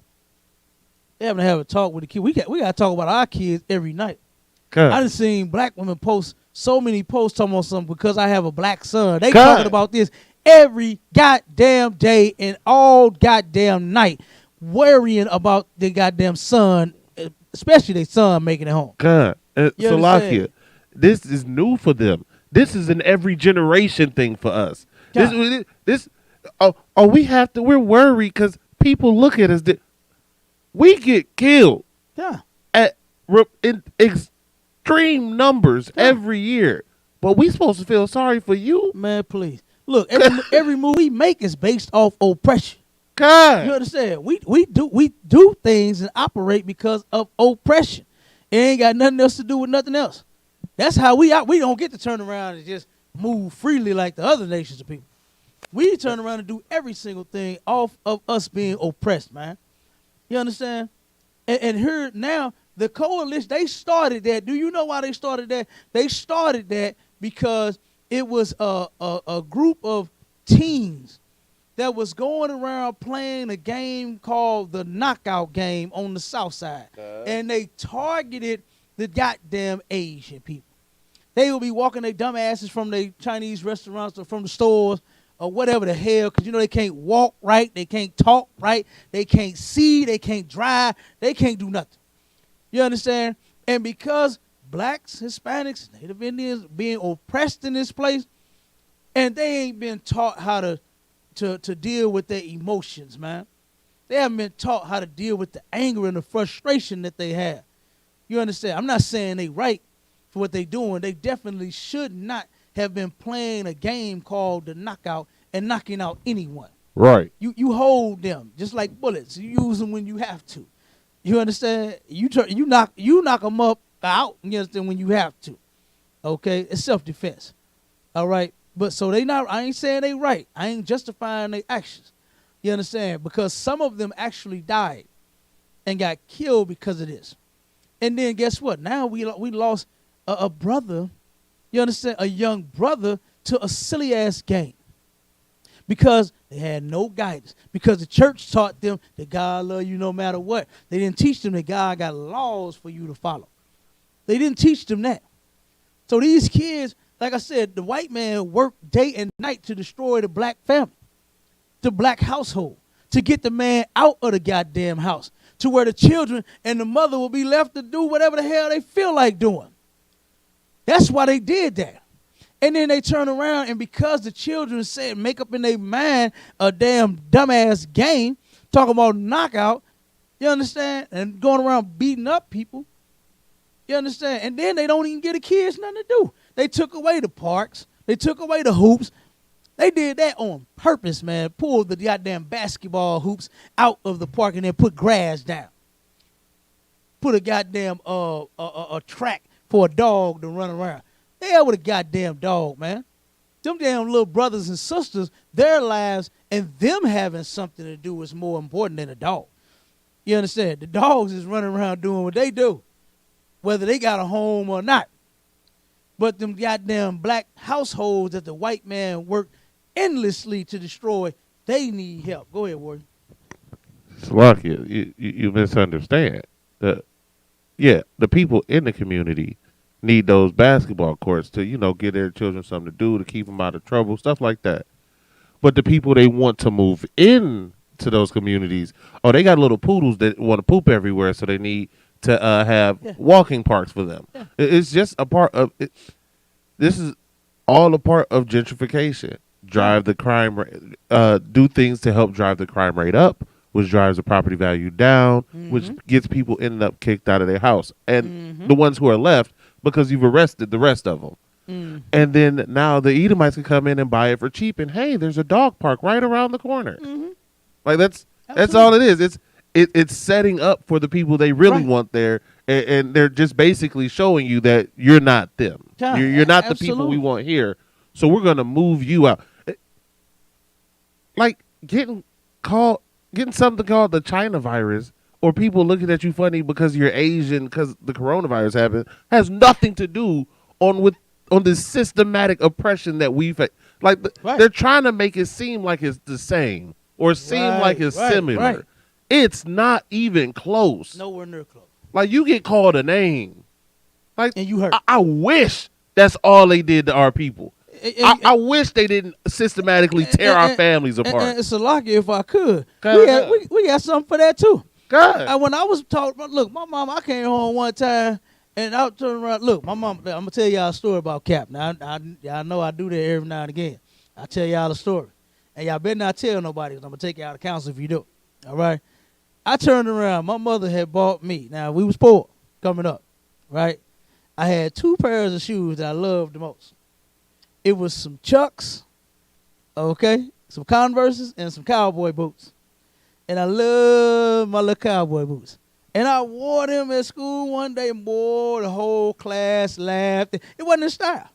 It wasn't in style then. You understand? Neither was my Chucks. You understand? Chucks, you can't keep Chucks off of naked feet now. You understand? They turned around and started making Burberry Chucks and all kinds of plaid Chucks and all different colors. You understand? At first, I think they was only in white and, was it red? I think they came out of just white and red when they first came out. I had the red ones, all right? I had the red Chucks, and I had some cowboy boots. And, boy, they drove me so bad about my boots. And I was in, like, I think I was about the 3rd or 4th grade or something. You hear me? I'm talking about no chill, right? 3rd graders and 4th grade, they had no chill, right? They dogged me out till I took my boots. I said, man, making me mad. I'm talking about my boots. You understand? You talking about, they talking about my boots. I took my boots off and put them in the closet, right? I mean, my locker, right? And I walked around in my socks. Every I turned around and walked around in my socks every class, man.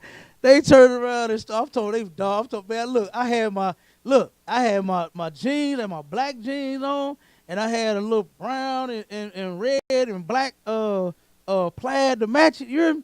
I had it tucked in, had my belt on. You feel me? Oh, I thought I was getting it right. And then I had my boots my jeans tucked down in the boots. Boy, look, I got up, get ready for class. I'm getting it. You hear me? I'm like, oh, yeah, I'm in the mirror, like, looking good, 3rd, 4th grade. And, boy, they dogged me out that whole day. And when I I went home, man, I told my mama, I said, look, I said, Ma, they talking about me in class. And my mama said, sticks and stones may break your bones, but words may never hurt you. And so what? Because they say you are responsible for the goddamn virus. Hey, you actually are. You understand? But sticks and stones may break your bones, but words may never hurt you. You understand? And I'm telling you, we live by that. And when my mama told me that, man, I put my boots back on and went to school. You understand? I put my boots back on, went to school, and I rocked them bitches. You understand? And I turned around the next day in class, I'm like, bam, what's up? You understand? That's how I went to school the next day after my mother encouraged me. You understand? But I'm telling you, they say you talking about them and you hurt them.